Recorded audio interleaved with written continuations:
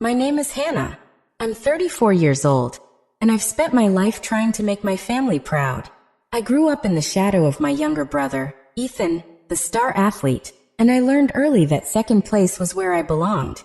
When I planned my wedding, I wanted it small, personal, and filled with people who truly cared. What I didn't expect was my parents choosing Ethan's big game over my once-in-a-lifetime day.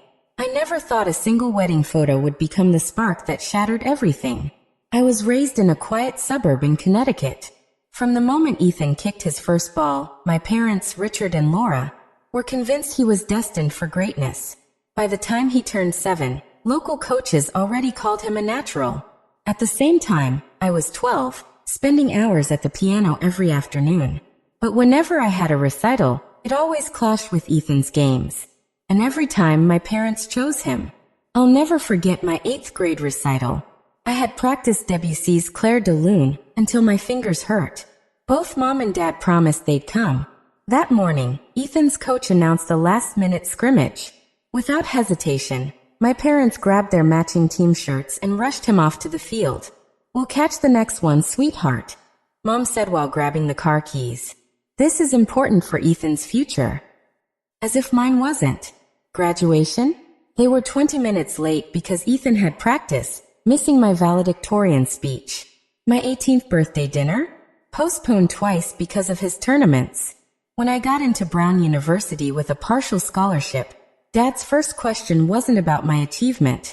It was, "Will you still be around on weekends to watch Ethan's games?" "Your brother could go pro," Dad would remind me anytime I looked disappointed. Mom kept the family calendar color-coded around Ethan's schedule. Red for away games, blue for home games, green for training. My events were written in pencil, easy to erase when something more important showed up. Eventually, I stopped hoping. I celebrated my wins with friends, not family. My parents sent texts instead of showing up. "How did it go? Ethan scored the winning goal today." By the time I graduated college, I had learned to keep my distance. I took a job in advertising in New York, 3 hours away, and slowly reduced visits. Every conversation with my parents circled back to Ethan's career. At 29, I met Daniel. At first, I was guarded. He was tall, warm, with kind brown eyes and a laugh that instantly put me at ease. He worked as an architect, and our first date lasted 5 hours, coffee turning into dinner because we couldn't stop talking. What struck me most was that he listened. Truly listened. 3 months later, I brought him home for Thanksgiving. I had warned him about the Ethan obsession, but even then he was stunned. During dinner, my father spent nearly half an hour praising Ethan's latest game. He never once asked about my recent promotion. "Is it always like this?" Daniel whispered. "Honestly, they're paying more attention than usual," I said with a sad smile. "They've asked me 2 questions today." Meeting Daniel's family was a revelation. His parents, Mark and Angela, welcomed me warmly. They wanted to know about my career, my hobbies, even my thoughts on the news. His sister, Rachel, pulled me into their jokes right away. After dinner, Angela brought out photo albums, telling stories of Daniel's childhood while he groaned and laughed along. "They actually see you," I told him afterward, tears in my eyes. "That's what families are supposed to do, Hannah," he said, squeezing my hand. "They notice each other." For the first time in my life, I realized what I had been missing. Not just attention, but recognition. Proof that I mattered. Over the next 5 years, Daniel and I built a life together. He never compared us, never made me feel small. He celebrated my wins and held me through setbacks. With him, I finally began to understand that my worth wasn't tied to whether my parents noticed me. Meanwhile, Ethan got drafted to the pros. My parents even remodeled their living room for a giant television, traveling to away games whenever possible. My own updates? Barely acknowledged. I stopped expecting anything. Daniel became my true family. One rainy Tuesday, while we cooked dinner and danced to Sinatra in our kitchen, Daniel dropped to one knee. I turned around, spoon in hand, and saw him holding a small velvet box. "Hannah," he said, voice unsteady. "You've turned the smallest moments into the most extraordinary. You've shown me what it really means to love. Will you marry me?" The ring was his grandmother's, a sapphire surrounded by tiny diamonds. Full of history. full of meaning. Everything I had always wanted. Yes, I whispered, then louder. Yes, as tears streamed down my face. We celebrated with half-cooked pasta and cheap champagne. Friends screamed with joy over the phone. It was messy and perfect. When it came time to call my parents, my chest tightened. Would they be happy for me, or make it about Ethan again? I dialed. My heart pounded. Mom answered on the fourth ring. Hannah, we were just watching Ethan's interview on SportsCenter. Hold on, I'll put you on speaker. The TV stayed on in the background. Mom, Dad, James proposed. We're engaged. I waited for a cheer. A pause. Then Dad, distracted. That's nice, honey. He seems like a good guy. Mom sounded polite but flat. Congratulations. Have you thought about dates? You know Ethan's season runs September through January. If he gets playoffs, that goes into February. The words landed like cold glass. My engagement filtered through a football calendar. We haven't set a date yet, I said, voice tight. We're just enjoying the moment. Well, let us know soon so we can check Ethan's schedule, she said. You know how far in advance we have to plan for his games. After I hung up, I sat on the kitchen floor and cried while Daniel held me. I was not angry anymore, just deeply sad. Even my wedding would be second to his career. That night, Daniel suggested something small and radical. What if we have a very small wedding, only people who truly want to be there? The idea lodged in me. A tiny ceremony with only those who would actually show up. No performance. No family politics. No competing with Ethan's games. The next day I told my best friend Natalie. I called my parents. They chose Ethan again. She did not flinch. Remember when they missed your 30th because of preseason? She said. Daniel thinks a small wedding is best, I said. Surround yourself with people who show up, Natalie said. Then she asked, do you think your parents would even come if it's against Ethan's schedule? The question stung. Would they choose my wedding over a game? Their history said no. Natalie offered a wild idea. Don't tell them it's a wedding. Invite them to an important event and see if they come. It sounded petty, but as planning continued and my parents' first questions kept circling Ethan's calendar, the idea made sense. It wasn't a trap. It was information. I needed to know where I stood. We picked a place. A small garden manor in the Hudson Valley, 2 hours from the city. An intimate stone house with roses. Perfect for 40 guests. Perfect for a quiet, honest day. We set the date for October 12th, a Saturday when the leaves would turn. The guest list was careful. Daniel's family, close friends, a few colleagues who had become friends, people who showed up on hard Tuesdays, not just for parties. For most guests we sent normal wedding invitations. For my parents and Ethan, I sent a different card. Same cream stock, navy type. It read, your presence is requested at an event of great importance to Hannah. Saturday, October 12th, 2 p.m. Willow Creek Manor, Hudson Valley. Dress formal.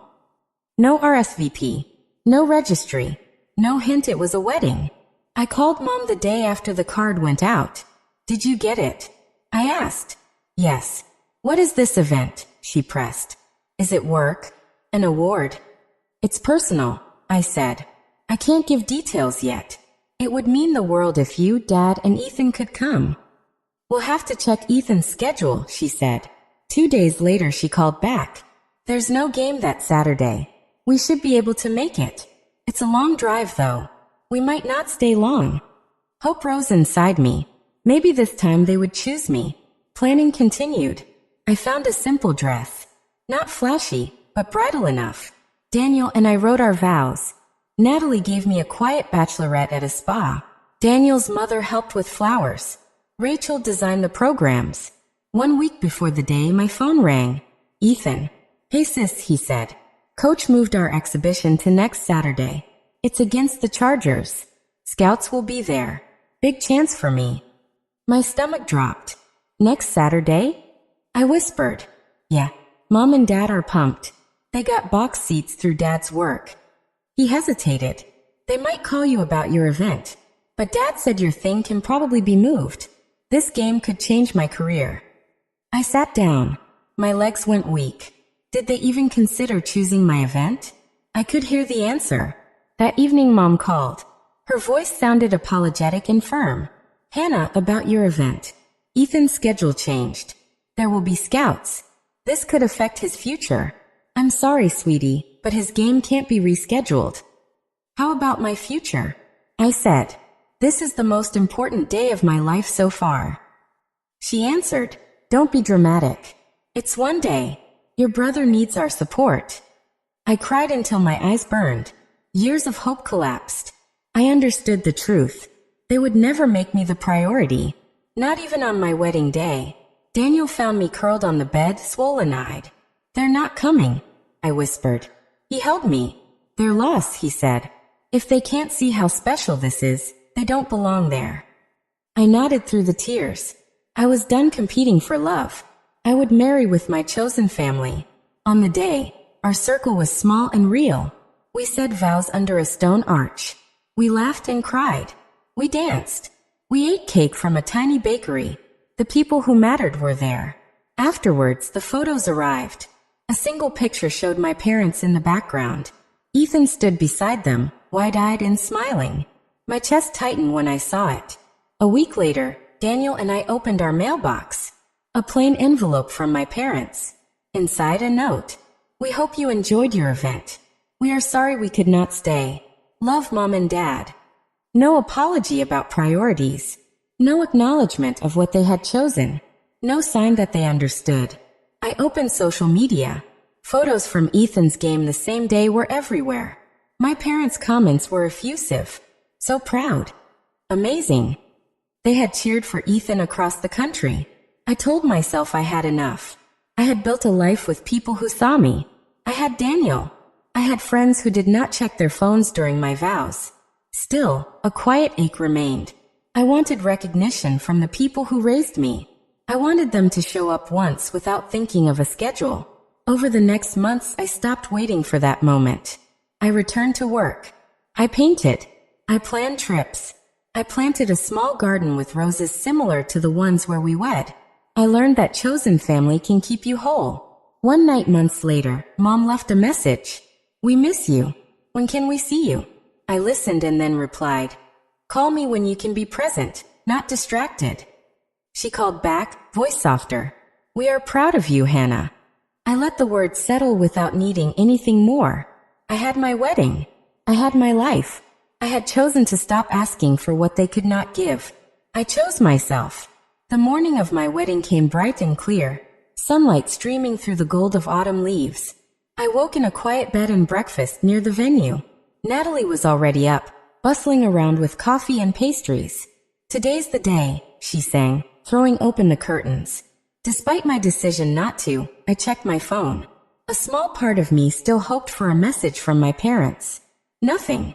They're really not coming, I said, the weight of it finally settling in my chest. Natalie sat beside me, arms slipping around my shoulders.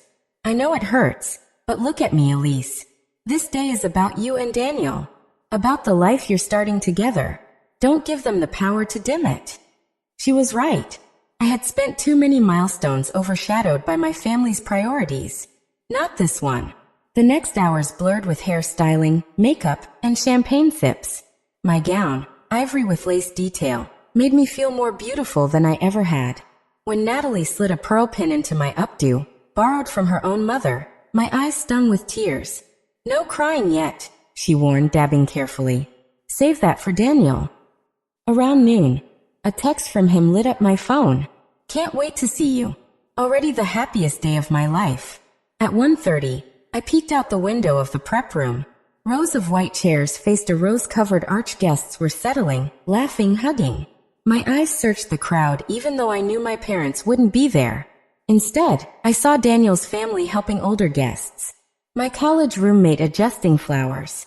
My coworker handing out programs. People who showed up. People who cared. Ready? Natalie asked, fixing my necklace. I nodded. With no father to walk me down the aisle, I had asked Robert, Daniel's father, to stand in. He had teared up when I asked. I'd be honored, he'd said, but only if you're sure your dad won't mind. He made his choice, I told him. Now I'm making mine. As the quartet began, Robert offered his arm. "Elise," he whispered, "you look stunning." We stepped forward. Daniel was waiting at the end, awe and love in his eyes, and suddenly all I felt was peace. Yes, I ached for what should have been. Parents who should have been there. A brother who should have stood among the guests. But I also felt gratitude. Gratitude for everyone who chose me. The ceremony was everything we hoped for. Our vows made us laugh and cry. The October sun lit the rings we exchanged. When the officiant declared us husband and wife, the cheers from our small crowd filled the garden. At the reception, Daniel's mother, Margaret, pulled me aside, gripping my hands. "You're the daughter I always dreamed of," she whispered, her eyes wet. "I don't understand your parents' choice, but their loss is our gain. You're ours now, always." Her words broke something open in me. I hugged her, tears spilling. Dinner, toasts dancing. It was joy from start to finish. Our photographer, Sophia, captured everything. Our kiss at the altar, the cake cutting, the laughter, and at my request, the empty chairs in the front row. "Are you sure?" she asked when I insisted. "Yes," I said. "Someday I'll want to remember the whole truth." Later, Natalie cornered me at the dessert table, tipsy on champagne. "Post the photos. Tag them. Let them see what they missed." "That feels petty," I said.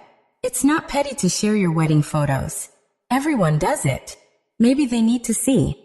That night in our suite, Daniel and I scrolled through the previews. They were beautiful. Not just pictures, but feelings. Love, joy, and yes, absence. "Should I post?" I asked, showing him the caption Natalie had suggested. "The happiest day of my life.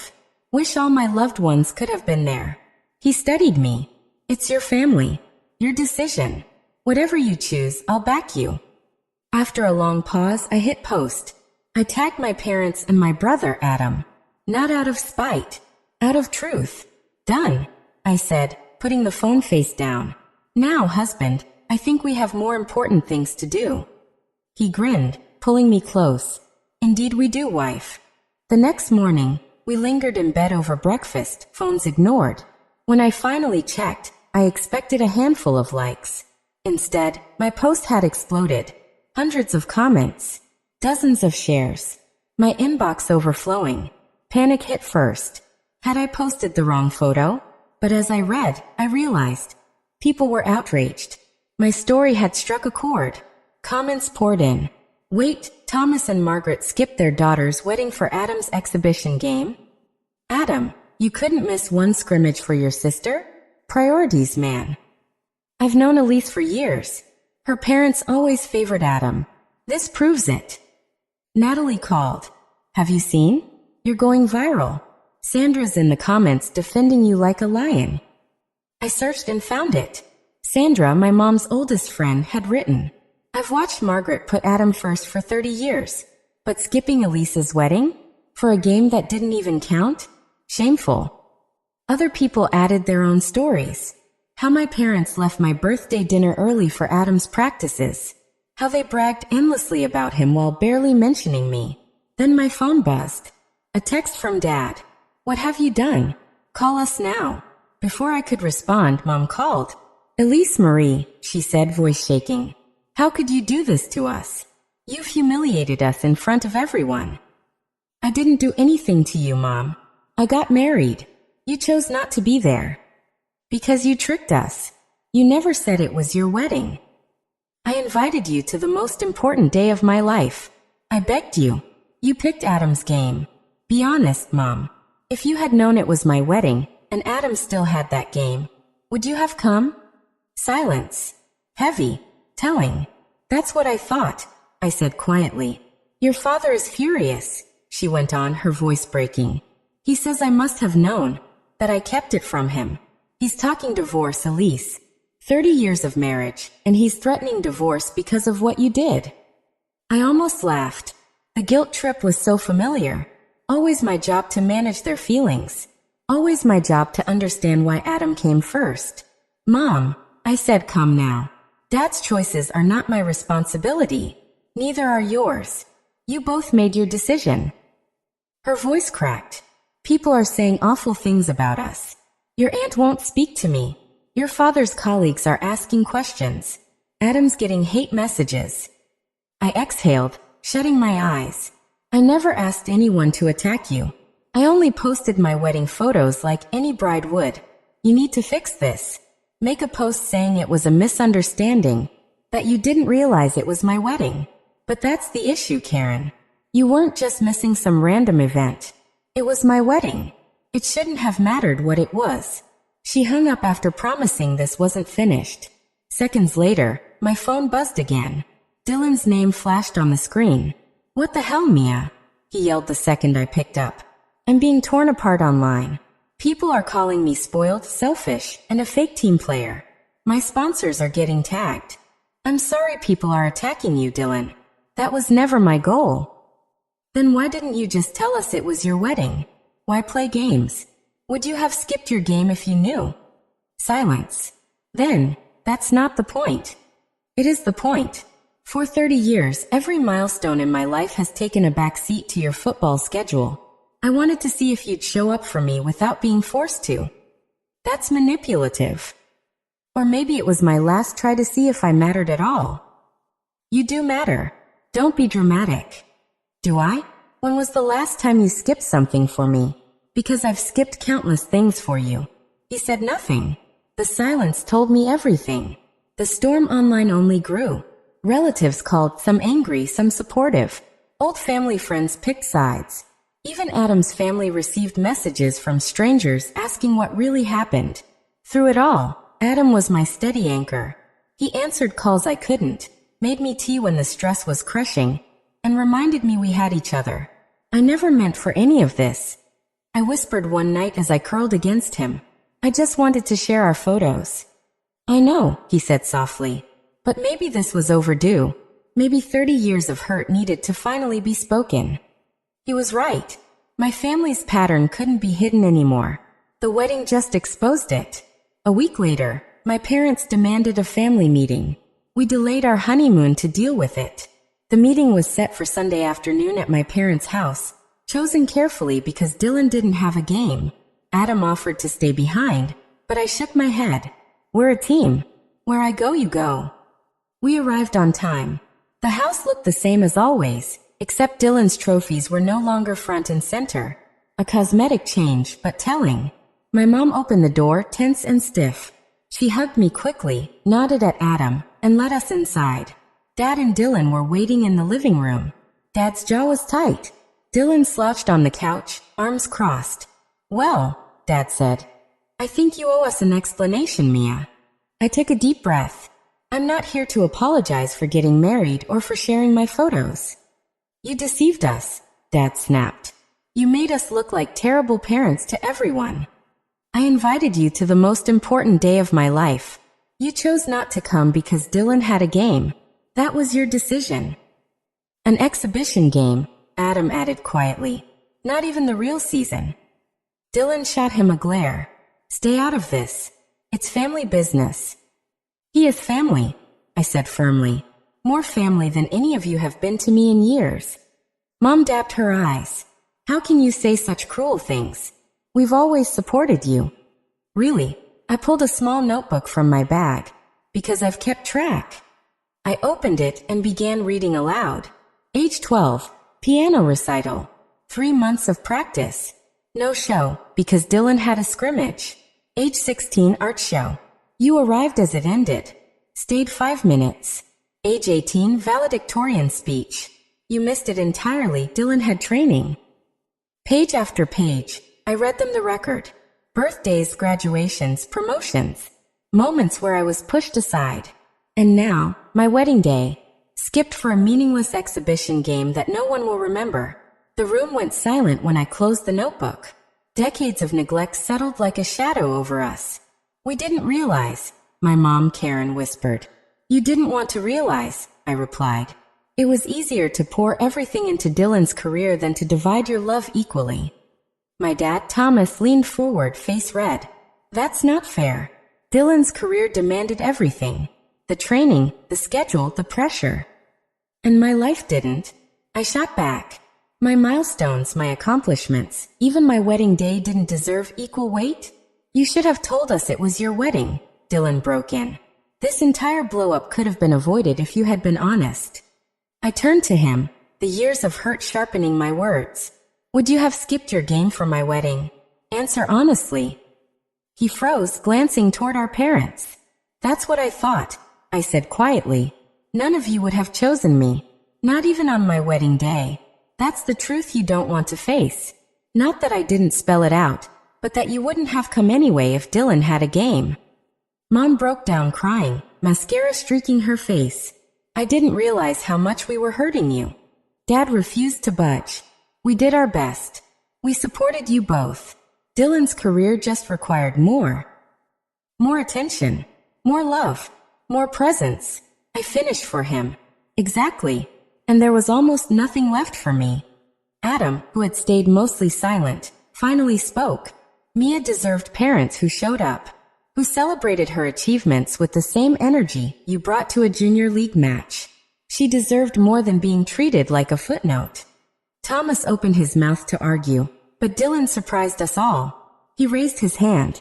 They're right, he said softly. The room froze. What? Dad asked, shocked. They're right, Dylan repeated, meeting my eyes with a new awareness. I never realized it until now.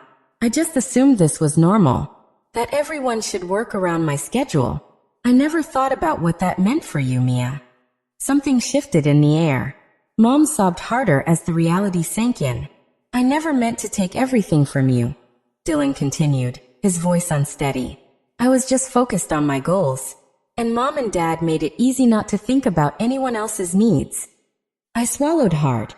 I don't blame you entirely. You were a kid when this started. But we're adults now. Patterns can change if people want them to. Dad tried one last protest. This public spectacle wasn't necessary. You've damaged Dylan's reputation. His sponsorships could be at risk. Thomas, stop. Mom cut him off. Her voice was sharp, firmer than I'd ever heard. Just stop. Listen to her. Look at what we've done. She turned to me, eyes raw but clear. I'm so sorry, Mia. I failed you as a mother. The words pierced me. After years of being dismissed, her simple admission undid me. Tears I had locked away poured out. Adam held my hand, grounding me. I'm not asking for empty apologies. I said once I steadied myself. I'm asking for change. I want to be treated as an equal part of this family, not an afterthought. What does that mean, exactly? Dylan asked, almost hesitant. It means making an effort to show up. Sometimes choosing my events over yours. Asking about my life with genuine interest.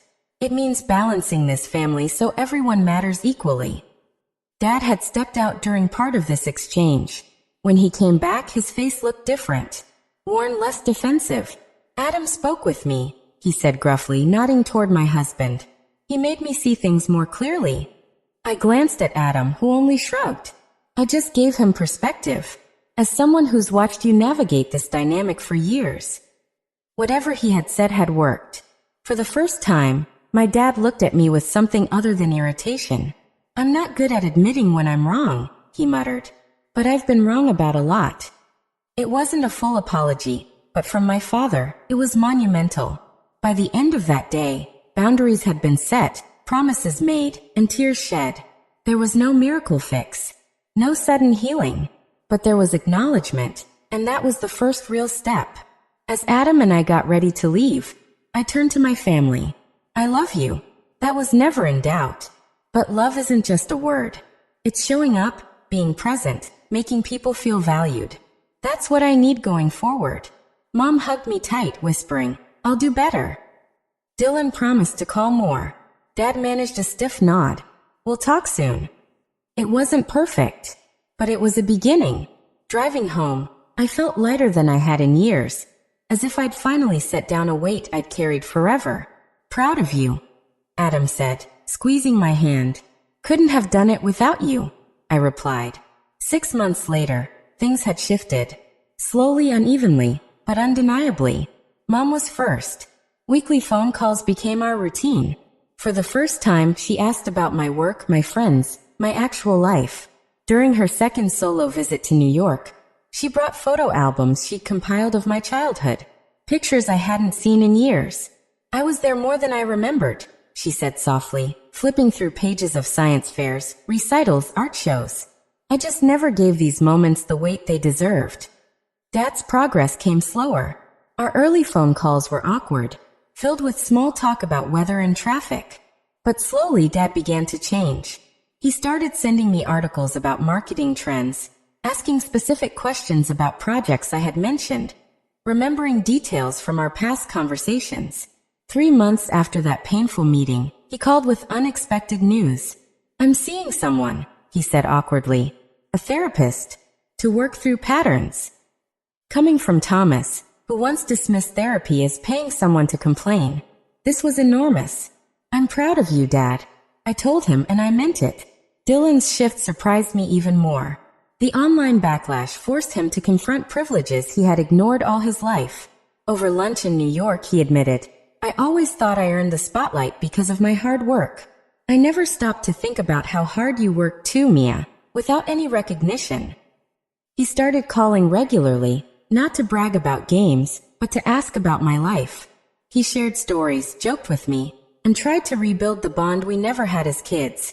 When a national campaign wanted us both for a siblings theme, Dylan insisted my name appear alongside his in the same size. We're equals, he told the marketing team, or we don't do it. Healing wasn't neat. There were setbacks. Dad forgot important dates. Mom sometimes slipped back into old Dylan-focused habits. Arguments still surfaced about holidays. The difference now was acknowledgement. No one dismissed my feelings anymore. Adam watched all of this with cautious hope. He reminded me often, your worth isn't tied to their recognition. It never was. That truth grounded me.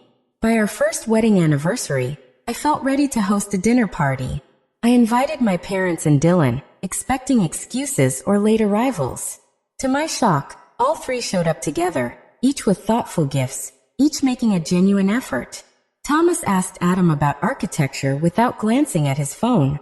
Karen helped in the kitchen and asked about our future plans. Dylan shared game photos, but also spent time asking about everyone else's lives. When we gathered around the table for a toast, Adam raised his glass. To family, the ones we're born to and the ones we choose. To second chances, Dad added quietly, his eyes meeting mine with sincerity. Later that night, as guests chatted, Mom pulled me aside. Her hands trembled as she held mine. I have news, she whispered. I wanted you to be the first to know. What is it? I asked. I'm going back to school, to finish my degree in early childhood education, the one I left behind when your father's job moved us. Mom, that's incredible. You inspired me, she said softly. Watching you fight for yourself, build a life on your own terms. It made me realize it's never too late to reclaim what I gave up. Her words struck deep. I understood then that sometimes pain forces growth, not just for us, but for those around us. By refusing to stay invisible, I had created room for change in my entire family. 2 months after that anniversary, I learned I was pregnant. Sharing the news felt different this time. My family's joy was pure, without comparisons or excuses. You're going to be a wonderful mother, Karen said through tears. You already know what not to do. We'll do better as grandparents, Dad added firmly. As my pregnancy progressed, I often thought about the road that brought me here. The years of feeling unseen. The wedding that shattered silence. The hard conversations that followed. The slow but real rebuilding. Resting a hand on my growing belly, I promised my child this. You will always be seen. Your worth will never be weighed against anyone else's. I will show up, not only for milestones, but for the little moments too. The deepest cuts come from those closest to us. But those wounds can teach the strongest lessons. I learned love is action, not just words. Boundaries are not selfish, they are necessary. Healing doesn't erase scars, but it gives them meaning. Most of all, I learned that sometimes you must break what's broken to make space for something better. As I prepare to welcome new life into this imperfect but hopeful world, I carry that truth. Family can fail you, but that failure does not define you. What defines you is how you respond. So I'll ask you, have you ever had to stand up to your family just to be seen? Did you have to risk pain to make space for change? Share your story in the comments.